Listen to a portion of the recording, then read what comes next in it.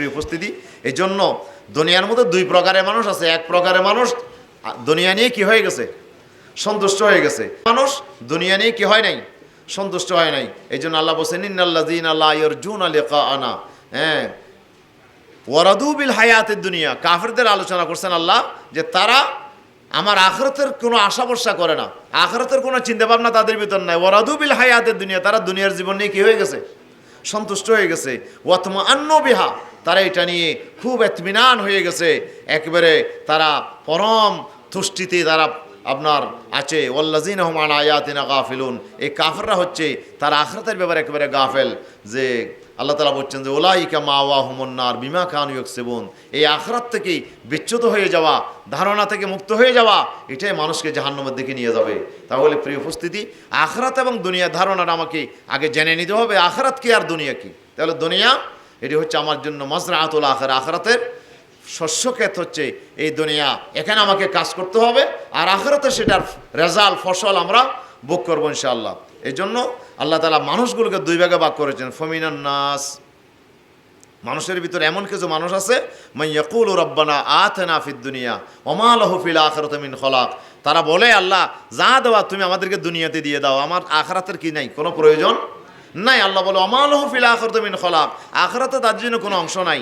ওয়া মিনহুম মান ইয়াকুলু রাব্বানা আতিনা ফিদ দুনিয়া হাসানাতাও ওয়া ফিল আখিরাতি হাসানাতাও ওয়া কিনা আযাবান নার। কিন্তু আরেক শ্রেণীর মানুষ আছে, তারা বলে আল্লাহ আমাদেরকে দুনিয়াতেও দাও, আখিরাতেও আমাকে হাসানা দাও, এবং জাহান্নামের কঠিন আযাব থেকে তুমি আমাদেরকে নাজাত দাও।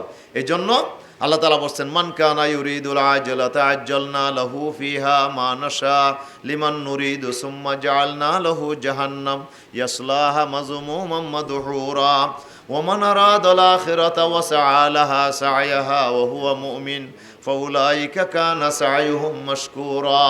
সূরা বনী ইসরাঈলের 18 এবং 19 নম্বর আয়াত। আল্লাহ বলছেন যারা দুনিয়াকে চাইবে, আজ্জালনা লাহু ফিহা মা নাশা, সে যা চাইবে তাকে আমি দুনিয়াতে নগদ দেব। লিমান নূরে, যাকে ইচ্ছা তাকে, সবাইকে দেব না, যারা চায় তাদের মধ্যে কিছু অংশ আমি দুনিয়া থেকে দেব। সুম্মা জাআলনা লাহু জাহান্নাম, এর উপর আখিরাতে তার জন্য আর কোনো নিয়ামত নাই, তার জন্য জাহান্নাম ইয়াসলাহা মাযমুমান মাদহুরা, সে ওই জাহান্নামে লাঞ্ছিত অবস্থায় প্রবেশ করবে। ওমান আরাদাল আখিরা, আর যে আখিরাত চাইবে মানে তার টার্গেট কিন্তু আখিরাত, সে আখিরাতের সফলতা, আখিরাতের নিয়ামত, আখিরাতের সুখ শান্তি সে চাইবে। ওয়া সাআ লাহা সা'য়াহা, এবং এর জন্য সে আমল করবে। ওয়া হুয়া মুমিন, ঈমান অবস্থায় ঈমান নিয়ে যেই আখিরাতের জন্য আমল করবে, ফাউলাইকা কানা সা'য়ুহুম মাশকুরা, আল্লাহ বলছে তার এই চেষ্টার, তার এই আমলের অবশ্যই আমি আল্লাহ তাআলা শুকরিয়া আদায় করব, তাকে তার উপযুক্ত বদলা আমি তাকে আখিরাতে দান করব। প্রিয় উপস্থিতি, তাহলে মানুষ কয় প্রকার হয়ে গেল? দুই প্রকার। এক শ্রেণী মানুষ দুনিয়া নিয়ে সন্তুষ্ট হয়ে গেছে, ওরা আখিরাতের ব্যাপারে তাদের কোনো চিন্তা নাই, ভাবনা নাই, কিছুই নাই, তারা সারাটা দিন রাত শুধু দুনিয়া নিয়ে ব্যস্ত। আর এক প্রকার মানুষ আখিরাত নিয়ে ব্যস্ত। যারা দুনিয়া নিয়ে ব্যস্ত তারা তো এখন কি গরু আপনার হাল থেকে খুলে দিলে কি অবস্থা হয়, হ্যাঁ, যে অবস্থায় দড়ি খুলে দিলে যে অবস্থা হয়, এখন 17 বছর 16 বছর খাইতে পারে নাই, এখন একটু সুযোগ পাইছে, এখন তো যা খায় তা খাইতে চায়। মরহুম শহীদ আল্লামা মওলানা মতিউর নিজামী রহমতুল্লাহ আলাইহি, ওনার কথা মনে পড়ছে। উনি সর্বশেষ যেই আমাদের দায়িত্বশীলদের যিনি সম্মেলন হয়েছিল, ওই সম্মেলনে ঢাকাতে উনি বলছিলেন, তা আমি তো খালেদা জিয়াকে জোট নেত্রীকে বললাম যে আপনার দলের লোকেরা কি করতেছে, বেশি চাঁদাবাজি, দুর্নীতি, এগুলো তো আমাদের জোটের জন্য সমস্যা হবে, আপনি এগুলোকে কন্ট্রোল করেন। তো বললেন যে নিজামী সাহেব, আপনারা আপনাদের কর্মীদেরকে আখিরাত দেখিয়েছেন, কিন্তু আমাদের এখানে তো কি নাই, আখিরাত নাই। আমাদের এখানে আখিরাত না, আমরা দেখাইছি তাদেরকে দুনিয়ার স্বপ্ন দেখাইছি, দুনিয়াতে সুযোগ সুবিধা পাবে, এই জন্য তারা আমার দলে আসছে। এখন যদি আমি তাদেরকে বলছি চাঁদাবাজি করতে পারবে না, এইগুলো করতে পারবে না, দুর্নীতি করতে পারবে না, তো সবাই তো এখন করতে না পারলে এ তো আমার দলে থাকবে না, সে আওয়ামী লীগে চলে যাবে, আরেক দলে চলে যাবে, এবং আমার দল শূন্য হয়ে যাবে। এই জন্য আমার দ্বারা এটা সম্ভব না। দেখেন আজকে তাদের চরিত্র। তাহলে তাদের সামনে টার্গেট হচ্ছে দুনিয়া, সে দুনিয়া পেতে চায়, সে ক্ষমতায় যেতে চায় দুনিয়া ভোগ করার জন্য, আর আমরা আমাদের টার্গেট আখিরাত। এই জন্য আল্লাহ কি বলছেন, ফালিয়ুকাতিল ফি সাবিলিল্লাহিল্লাযীনা ইয়াশরুনাল হায়াতাদ দুনিয়া বিল আখিরাহ ওয়া মান ইউকাতিল ফি সাবিলিল্লাহি ফায়ুকতাল আও ইয়াগলিব ফাসাওফা নুতিহি আজরান আযীমা। আমাদের এই বইতে এই আয়াতটা আছে মনে হয়।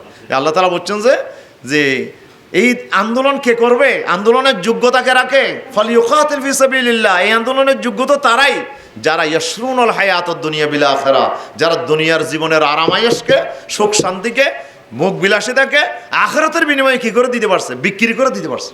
যারা এগুলোকে বিক্রি করে দিয়েছে আখিরাতে, আমার দুনিয়ার চাইতে আমার আখিরাত বেশি দরকার।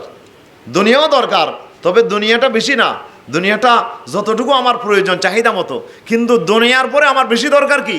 আখিরাত। আমি দুনিয়ার এই সুখ সূর্যকে যিনি আখিরাতের বিনিময়ে বিক্রি করে দিতে পারে, তিনি সেই লোকই একমাত্র ইসলামে আন্দোলন করার যোগ্যতা রাখে। ওমান ইউকাতিল ফি সাবিলিল্লাহ, আল্লাহ বলছে যারা এই জমিনে, যারা এই দুনিয়াকে বিক্রি করে দিয়ে যারা ইসলামের পথে যারা আন্দোলন সংগ্রাম করবে, ফায়ুকতালা ইয়াগলিব, সে হয়তো শাহাদাত বরণ করবে অথবা সে বিজয়ী হবে। ফাসাওফা নুতিহি আজরান আযীম, আমি তার জন্য মহাপুরস্কার আখিরাতে রেখে দিয়েছি। প্রিয় উপস্থিতি, তাহলে মানুষ কয় শ্রেণী হয়ে গেল? দুই শ্রেণী। এক শ্রেণী মানুষের সামনে টার্গেট হলো দুনিয়া, আর এক শ্রেণী মানুষের সামনে টার্গেট হলো আখিরাত। আমাদের সামনে টার্গেট কি? আমরা ক্ষমতায় গিয়ে দুনিয়াকে লুটে ফুটে খাবো, আমরা সুবিধা পাবো, আমরা বিশাল বিল্ডিং করবো, কোটি টাকার মালিক হবো, এটা কি আমার স্বপ্ন? না, আমাদের আসল স্বপ্ন হচ্ছে আখিরাত। যে আমরা এই দুনিয়ার জীবনটা অল্পদিন মাত্র, যে কোনো মুহূর্তে শেষ হয়ে যেতে পারে। এই দুনিয়ার পরে বিশাল এক জীবন পড়ে আছে, সে আখিরাতের আসল আরামায়েশই হচ্ছে আমার আসল টার্গেট।